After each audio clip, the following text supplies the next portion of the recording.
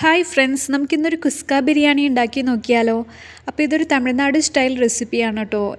ഇതിന് മെയിനായിട്ട് വേണ്ട ഇൻഗ്രീഡിയൻസ് എന്തൊക്കെയാണെന്ന് ഞാൻ പറഞ്ഞു തരാം.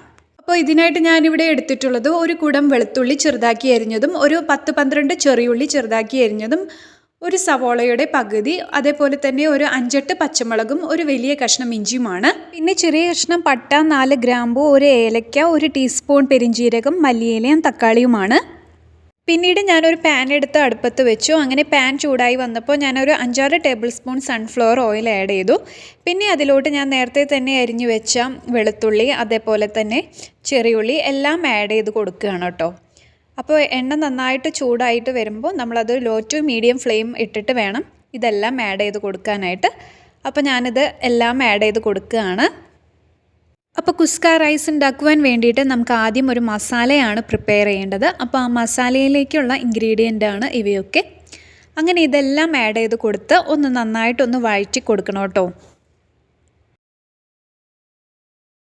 അങ്ങനെ നമ്മൾ ആഡ് ചെയ്ത് കൊടുത്ത വെളുത്തുള്ളി, പച്ചമുളക്, അതേപോലെ തന്നെ ഇഞ്ചിയുടെയൊക്കെ പച്ചമണം മാറുമ്പോൾ നമുക്കിനി ബാക്കി എടുത്ത് വെച്ച സ്പൈസസൊക്കെ ആഡ് ചെയ്ത് കൊടുക്കാം. ഇപ്പം ഞാനിവിടെ പെരിഞ്ജീരകം, അതേപോലെ തന്നെ ഗ്രാമ്പു, പിന്നെ ഒരു കഷ്ണം ഏലക്ക എല്ലാം ചേർത്ത് കൊടുത്തു കേട്ടോ. അങ്ങനെ സ്പൈസസ് എല്ലാം ആഡ് ചെയ്ത് കൊടുത്തതിന് ശേഷം നന്നായിട്ട് ഇതേപോലെ ഒന്ന് മിക്സ് ചെയ്ത് എടുക്കണം കേട്ടോ.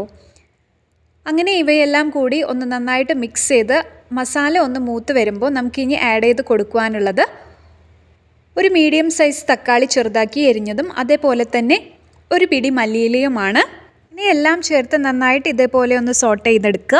ഇനി തക്കാളി ആഡ് ചെയ്തതിന് ശേഷം ഞാനിതൊന്ന് മൂടി വെച്ച് വേവിച്ചു കേട്ടോ. അതൊരു ഏകദേശം 5 to 10 മിനിറ്റാണ് ഞാനിവിടെ വേവിച്ചത്. പിന്നെ വേവിക്കുമ്പോൾ ഇടയ്ക്കിടയ്ക്ക് ഒന്ന് തുറന്ന് നോക്കി ഇളക്കി കൊടുക്കണം ഇതേപോലെ. അങ്ങനെ ഏകദേശം ഈ ഒരു പാകമാവുന്നത് വരെ ഞാൻ മസാല വഴറ്റി. അങ്ങനെ ആ മസാലയുടെ ചൂടാറിയതിന് ശേഷം ഞാൻ ഇവിടെ അതൊരു മിക്സിയുടെ ജാറിലേക്ക് മാറ്റുകയാണ് കേട്ടോ. അപ്പോൾ ഈ ഒരു മസാല നമുക്കിവിടെ മിക്സിയിലെ ജാറിലിട്ട് അരച്ചെടുക്കണം. അങ്ങനെ ഈ മസാല ഏകദേശം ഒരു പേസ്റ്റ് പരുവം പോലെ നമുക്കിവിടെ അരച്ചെടുക്കണം കേട്ടോ, കുസ്ക മസാല റെഡിയാക്കുവാൻ വേണ്ടിയിട്ട്. പിന്നെ ഞാനൊരു പാൻ എടുത്ത് അടുപ്പത്ത് വെച്ചു. അതിലോട്ട് ഞാനൊരു 5-6 table spoon sunflower oil add ചെയ്തതിന് ശേഷം ഞാനിവിടെ ആഡ് ചെയ്ത് കൊടുത്തത് ഒരു 2 ടേബിൾ സ്പൂൺ നെയ്യാണ്. അപ്പോൾ ഈ ഒരു പാനിലിട്ടിട്ടാണ് കേട്ടോ നമ്മൾ റൈസ് ഉണ്ടാക്കുവാൻ പോകുന്നത്. അങ്ങനെ ഓയിൽ ചൂടായി വരുമ്പോൾ ഞാനിവിടെ ആഡ് ചെയ്ത് കൊടുത്തത് ഒരു 2 വലിയ സവോളയാണ്. അപ്പോൾ ഇതേപോലെ നന്നായിട്ട് ചെറുതാക്കി അരിഞ്ഞിട്ട് വേണം കേട്ടോ സവോള ആഡ് ചെയ്യാനായിട്ട്.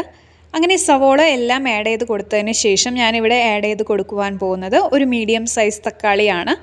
അപ്പോൾ തക്കാളി ഇതേപോലെ ചെറുതാക്കി അരിഞ്ഞു കൊടുക്കുക. പിന്നെ ഞാനിവിടെ അതിലേക്ക് ചേർത്തത് ഒരു 2 പച്ചമുളക് ഇതേപോലെ ഒന്ന് 2ആയിട്ട് ചെറുതാക്കി അരിഞ്ഞതാണ്.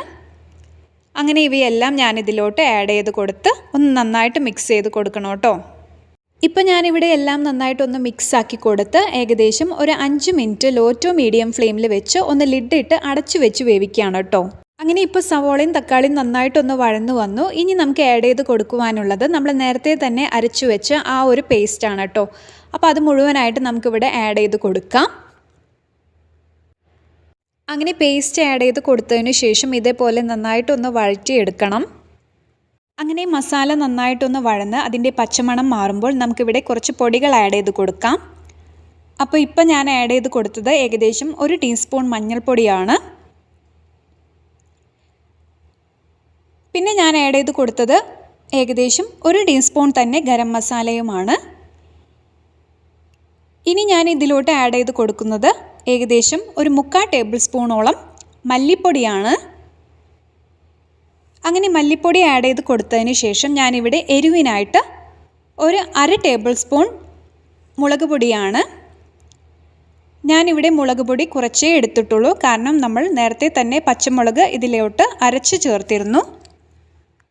അങ്ങനെ ഈ മസാലയെല്ലാം ചേർത്ത് നന്നായിട്ടൊന്ന് വഴറ്റിയെടുക്കണം കേട്ടോ. അപ്പോൾ പൊടികളുടെ പച്ചമണം ഒക്കെ മാറിയതിന് ശേഷം നമുക്കിനി ഇവിടെ ആഡ് ചെയ്ത് കൊടുക്കുവാനുള്ളത് ഒരു 2 വലിയ ടേബിൾ സ്പൂൺ തൈരാണ്. അപ്പോൾ ഞാനിവിടെ ചേർത്തിരിക്കുന്നത് പുളിയില്ലാത്ത തൈരാണ് കേട്ടോ. അപ്പോൾ ചെറുതായിട്ടൊരു പുളിയേ ഉള്ളൂ ഇതിന്, അധികം പുളി ഉള്ള തൈരൊന്നും ചേർക്കരുത്. അങ്ങനെ കുസ്ക റൈസ് ഉണ്ടാക്കുവാൻ വേണ്ടിയിട്ട് നമ്മൾ ഇതേപോലെ മസാല നന്നായിട്ടൊന്ന് ഡാർക്ക് ബ്രൗൺ ഷെയ്ഡിലാക്കണം കേട്ടോ. പിന്നീട് നമുക്ക് വേണ്ടത് ഏകദേശം ഒരു 3 കപ്പ് ബസ്മതി റൈസാണ് കേട്ടോ ഞാനിവിടെ എടുത്തിട്ടുള്ളത്. അപ്പോൾ ഇതേപോലെ നന്നായിട്ടൊന്ന് കഴുകിയെടുക്കണം. അങ്ങനെ നേരത്തെ തന്നെ ഉണ്ടാക്കി വെച്ച ആ മസാലയിലോട്ട് ഞാൻ ഈ ബസ്മതി റൈസ് മുഴുവനായിട്ട് ഇട്ട് കൊടുക്കുകയാണ്. അപ്പോൾ ഏകദേശം 3 കപ്പ് അരിയാണ് ഞാനിവിടെ എടുത്തിട്ടുള്ളത്. അങ്ങനെ മുഴുവനായിട്ട് ഇട്ട് കൊടുത്തതിന് ശേഷം അരിയുടെ എല്ലാ ഭാഗത്തും ഇതേപോലെ മസാല എത്തുന്ന വിധം നമ്മളിത് നന്നായിട്ടൊന്ന് മിക്സാക്കി കൊടുക്കണം.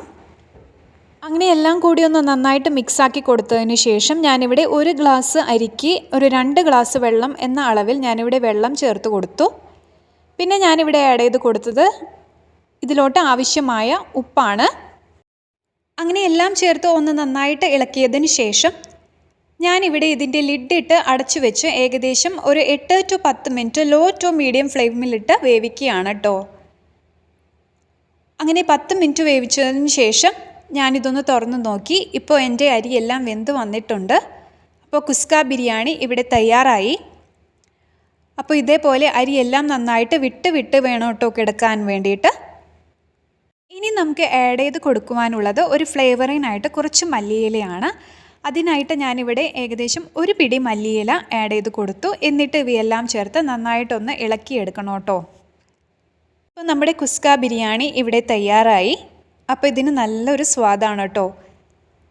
പ്രത്യേക തരം രുചിയാണ് ഇതിന്. എല്ലാവരും ട്രൈ ചെയ്യണം.